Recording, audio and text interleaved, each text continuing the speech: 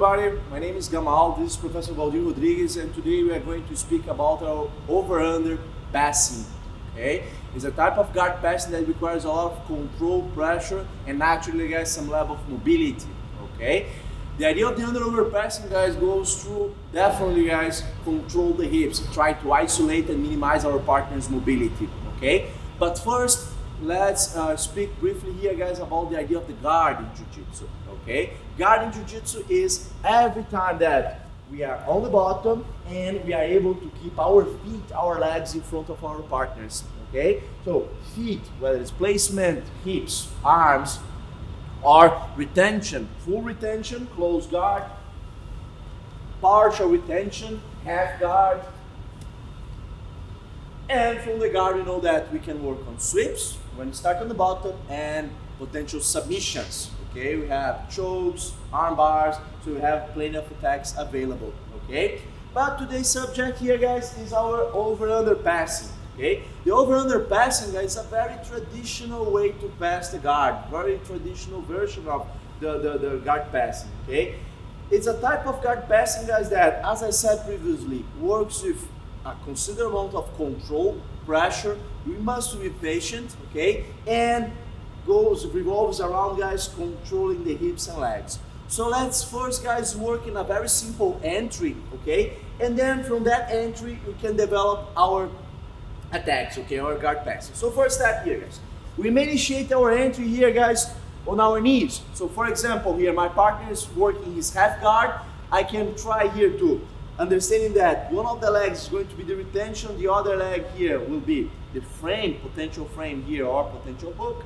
I'll be working on advancing and my arm here goes under my partner's leg. I can make a grip here on his belt or even his gi, okay? And I have to make sure that I will get past my partner's knees line, okay? So I have to cover here my partner's leg, block his thigh, and prevent him from reframing, okay? Because advancing here without blocking the leg, my partner reframes and I have to face both legs, okay?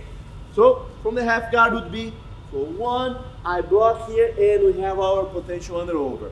We can also work here guys from a open guard. So I'm standing here, right? So I'm standing here and what I want, as I want to try to bring one of the legs to my shoulders, naturally that I will attack here the guard from the side. So I may make primary grip here guys, I move to the side and again, grip here goes the belt, goes the gi, and I'm aiming what? Trying here to control my partner's leg. Again, covering the knee, blocking the leg. So, as soon as I reach here, this situation when I have a grip on the belt or grip on the gi, and my partner's opposite leg is on the ground with off my knees, we initiate our guard passing. So first step, I know that for my partner, this position when he's on his side is favorable, okay? He can defend better and he can generate movement. And of course, as we are looking for creating vulnerabilities, creating here limitations for his movement, what do I want? I will have the grip here and I'll be trying here now to drop my weight, my left shoulder, this case my left shoulder, my shoulder and my head across on top of my partner's belly. And my opposite arm blocks the leg. Remember that we try not, is it incorrect? No, but we try not to work holding the pants here, using the hand. Why? Because I may expose myself to a kimura. My partner can go perfectly here for a kimura and then I'll be potentially in trouble. Okay? So I'll be covering the leg here, see that I hug. So I shoulder, head, and I cover the leg. Okay? So see that my arm here blocks the leg. And now is the moment where I have my partner's hips on the floor. I'll be working on my toes. Why? Because we need 2 points, pressure and mobility, okay? And I can put much more pressure and I can be much faster when I work on my toes. So then up, toes on the floor, hips up. And see that I keep on pinching here, keep my knees close together and keep my partner's leg under my control of my knees. So then what I do here, I turn my knees to the outside and I start walking. So see that I start walking, gradually moving my partner's hips to the other side, my partner's knee, to the opposite side, okay? Why? Because I know that he will be trying desperately to turn to the other side. He's trying to return and hip escape back. So I won't let him return and hip escape back. I will prevent him from doing that. So what I do, I keep my pressure, and then at this point here, I'm trying here to step out. So I can step out here, one, as I step out, see that my knee comes, boom, to the hips, boom, 1 and 2. See that I'm taking care of the hips first. Why? Because I know that there will be immediate reaction. My partner will push and block me, so I try to make sure that I'm caging the hips, and I do not let me hips get back. Then I can try to cover the hips, knees close together, and from this point here, guys, I try to advance the shoulders. Whether I'm going under the arm or over the shoulders, actually doesn't really matter. Remember that side control is when you establish control over your partner's upper body. Okay? So again, so first step, we have the we were exemplifying for half guard or the guard open. We have one arm under. We grab the belt, we grab the gi here, and the other arm blocks the leg. Remember that? We control the leg here, but remember, grabbing the pants and maintaining our elbow exposed, our wrist exposed, is detrimental. Why? Because my partner will be looking for a kimura potential, okay? So what I want, my knee gets past my partner's knee. I block the leg, shoulder, and head, close to the floor. Again, what I want, I turn. Remember, I want to drive. See that I'm committing here to control the hips and driving. Okay? I drive there, close to the floor, step out. As I step out, knees blocking, hugging the hips, caging our partner's hips, and keeping it, of course, so we define side control position and gradually going for the shoulders. There is one thing here that, now, exemplifying one of my partner's potential reactions, he may try to hook my leg. So I will. 1, cover, and as soon as I start walking, once I try here to step out, he's hooking my leg. So what I do now, I will sprawl, okay? So I'm going to sprawl over his leg, and by sprawling, I extend the knee, and I can step out. Control the hips, and again, go for the shoulders, okay? So see that? This one is the primary and maybe initial version of the under-over passing. Okay, we are looking for that control over the hips and gradually trying to, again, minimize my partner's reaction by limiting his mobility, pushing his hips, his knees to the opposite side, therefore it becomes more difficult for him to return. Then we can conclude our movement, either just working the stepping out, or if my partner hooks my leg, that is a very common reaction, by the way, we can sprawl, extend the knee completely, and we conclude it, okay? All right, so that was our primary and first step. Second one, now let's observe here more reactions, okay? And among the reactions, my partner may try here to lock the half guard. So I have the under over, same thing here. I will initiate my move there, so I go over there, I guess that's so I go over there, boom, I start walking. As soon as I have the zip left on the floor, what does he do? He can try to lock his half guard. Boom, okay. So see that, he's locking his feet, locking the half guard. Why? Because he's trying to improve his retention. Because at this point here, he knows that his mobility is no longer the same. So he needs to try, he has to compensate somehow. And compensate to be locking his feet as hard as possible in order to stop myself from passing. But see that, what was the main requisite of this position? Controlling the hips. And as his hips are now flat on the floor, I will. So when he locks there, I'm not going to try to kick out here and break the feet, breaking the lock of the feet. Why? Because his legs are stronger than my arms. Okay? Even if I try to kick it hard, depends on how strong he is, becomes difficult. I will maybe waste my energy and many times doesn't work, and I will miss pressure here on the hips. I don't want to miss any pressure on the hips. So I will work on. 1, he locks. As soon as he locks, what I do here, I'm going to he locks here, knees close together. I'm going only to free my arm. Okay? Free my arm here and see that my hand from the leg comes to the belt. Okay? Comes to the belt here, and now I'm literally caging my partner's hips and preserving my partner's butt on the floor. Okay? So I'm no longer fighting to break the grip, breaking the lock there, because I know that lock is very, very strong. I will just control the hips. Now, what I want, I have a half guard available here. And my partner is basically relying on retention. Why? Because he has no mobility on the hips. And that's exactly how I want to keep him. Okay? I want to keep his butt on the floor. So I keep it here, and now underhooking. I'm not going to underhook the same side. I will underhook the opposite side. Okay? Here, Professor. So see that, his butt is on the ground here. Oh, I'm controlling so that my hand goes up. I'm gradually trying to work here, underhooking here, okay? And the hook the opposite arm. Why? Because now my partner won't be able to hip escape. He won't be able to shrimp. Why? Because to shrimp, he needs to bring his elbow close to his ribs, right? If he's unable to bring his elbows close to his ribs, he won't be able to hip escape. He won't be able to generate this space. So I can advance here, underhooking, and keep on walking. See that? I will keep my knees close together and basically keep on reproducing the same sequence. So 1, 2, shoulder to his face, head on top of the shoulder. I push the knee, I free, knee on the ground. I can work double underhooks. Then simple.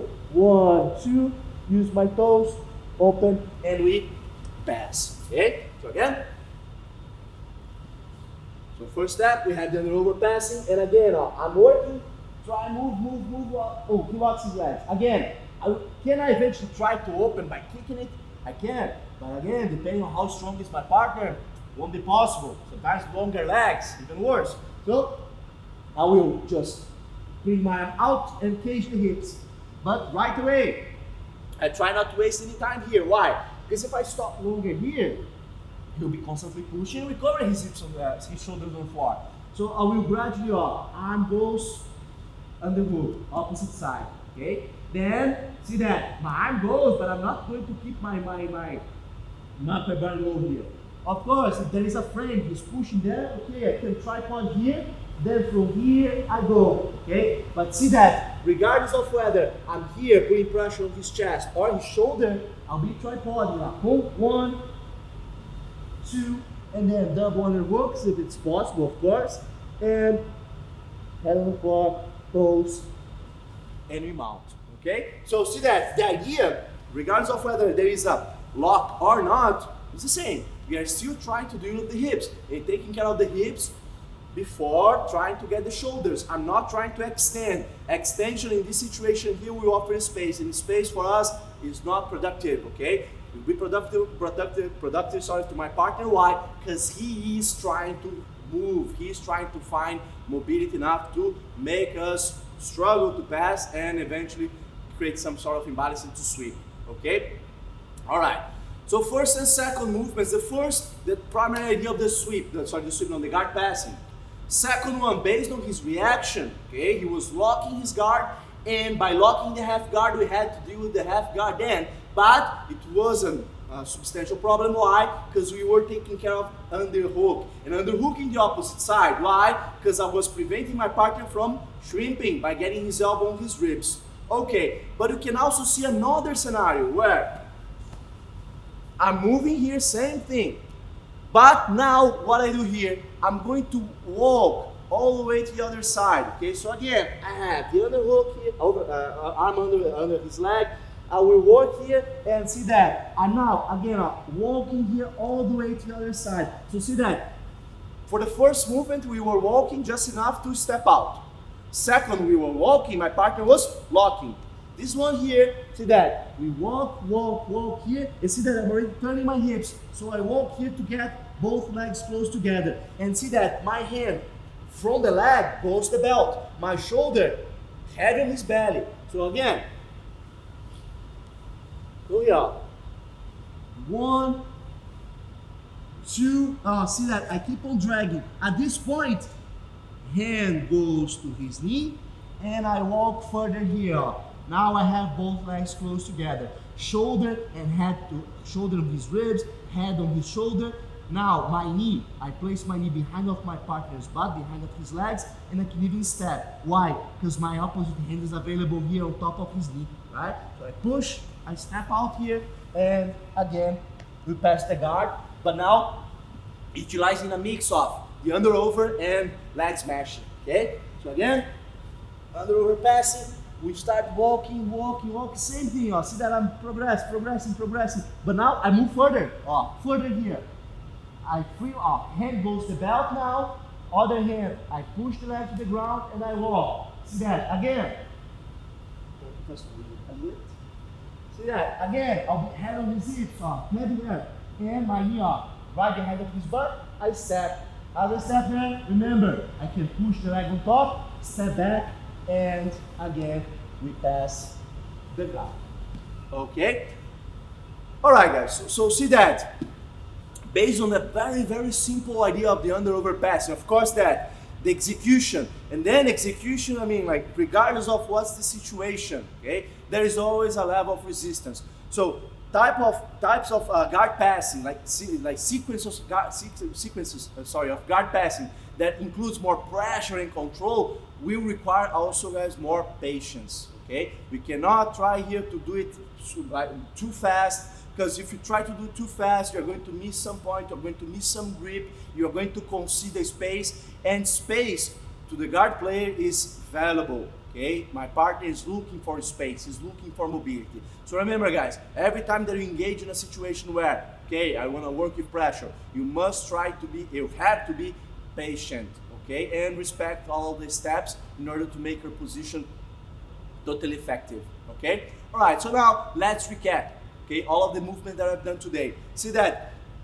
the sequences were very simple, based on the same idea, okay, from the primary idea of the movement, entries actually, primary idea of the movement, from when my partner was locking his half guard, and finally for when we were working with the leg smashing. Okay, all right, so again, the entry we exemplified here, guys, with two ways to get the entry, right? So when my partner was working with the half guard, I had some sort of space, I could place my arm under his leg, make a grip on the belt or on the gi. Remember that the other leg is important here, preventing him from reframing. I'm going to block the leg here using my arm. We know also that using the hand, exposes our arm. So we would work here, okay, that's one entry. We can work also from standing position. See that? I'm not going to work with my arms wide open, okay? Because I want to prevent him from working some sort of spider guard or lasso. So elbows closed, I can hold here, make a contact here first from inside, I step this side, and same thing, okay? We land here, again, he's on the floor primarily, and working here with the leg and other leg on the ground, right? And the progressions. So the progressions would be, I have the leg over my shoulder, the other leg here on the ground. What do I want? I want to try here to neutralize the hips, minimize his mobility, okay? So minimize the mobility will be one, hugging shoulder, head, boom, hips flat on the ground. Now, remember, pressure and mobility, toes on the floor. Up, turn your knees and walk. Walk, walk, to the point where I can try here to step out, pass the guard by caging the hips, and gradually go for the shoulders. We also spoke about potential. I will try to step out, but my partner hooks my leg. So I'm not going to maybe land here and try to step. Why? Because landing here and trying to step, my partner can still frame and hips skate back. Okay, so then I lose control here and I have to regain. So what I want, I sprawl. Okay, so I will. So yeah. So 1, 2, sprawl, and we pass, okay? For the second one, same situation, but now my partner was locking his half guard. So we were, again, under hook, over, walking, pop, he locks. So he locks here again. We could eventually try to sprawl and open the lock, but it's more difficult. So what I do here, I will try here to keep my weight to him, knees close together, arm comes out. Arm comes out, we would underhook. The underhook does not follow the side where I have my leg stuck, but follows the other side, okay? Follows the other side, and I'm gradually advancing. Remember that my position will respect the tripod now, okay? So toes on the floor, knee free, can get double underhooks, hips up, we open, and we pass. Okay, so that was our second. And finally, our last movement. And the last one, we walk further to the side, right? So we again control 1, 2, knees close together, walking to the point where I bring here, see that? I bring the leg inside with my opposite leg, right? So I'm twisting my hips a little bit and I bring it. So then hand goes the belt, I can walk further here. So now I can even free, my knee comes behind of my partner's leg, I can hold up. So the shoulder, head onto his upper body, hand goes on top of his knee, and I jump, hop over the legs and go to the back. Okay, so then you mix up the under passing and the leg smashing. Okay, Alright guys, so see that we worked on 3 attacks, 3 movements based on the same idea. So see that all of them very methodical. We were expecting basically the same sequence for all of them. Okay, trying to neutralize our partner seams, creating the vulnerability that we know that's super important. Okay, and observing that patient is a very important aspect, guys. Okay, guard passing, of course, generally, right? But the way to pass, implementing more pressure demands also more control, right? Okay, so those were our movements, guys. We approached the entry, 2 examples of entries, and our executions here of guard passing. Okay, so I hope that all of you guys enjoyed the content of today, guys, and see you next time on the match.